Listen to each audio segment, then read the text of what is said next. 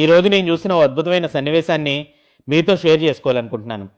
విజయవాడ పౌరంకి ఏరియాలో కారులో నేను ఒకరి కోసం వెయిట్ చేస్తుంటే ఓ ట్రాఫిక్ పోలీస్ కొంతమంది పిల్లల్ని వేగంగా ఓ షాప్లోకి తీసుకెళ్లే దృశ్యాన్ని చూశాను. విషయం ఏంటా అని ఆరాధిస్తే అప్పుడు అర్థమైంది. ఆ పిల్లలు ఆ షాప్లోకి వచ్చే వరకు కాళ్ళకు చెప్పులు లేవని.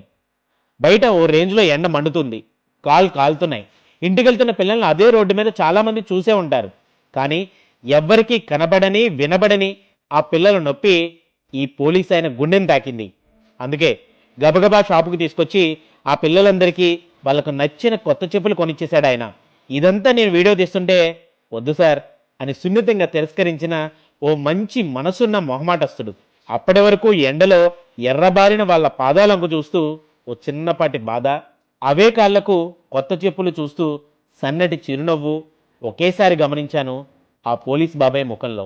కొత్త చెప్పులు వేసుకుని చట్టాపట్టాలు వేసుకుంటూ గంతులేస్తున్న ఆ పిల్లలకు టాటా చెప్పి మురిసిపోయాడు. సాయం చేయాలంటే ఉండాల్సింది డబ్బు కాదు, స్పందించే గుణం అని మరోసారి నిరూపించాడు ఈ రియల్ హీరో. పెనమలూరు ట్రాఫిక్ విభాగంలో పనిచేస్తుంటారట ఈ సార్. ఈయన పేరు చెప్పలేదు కదా, వెంకటరత్నం. శభాష్ బాబాయ్, you are a real hero.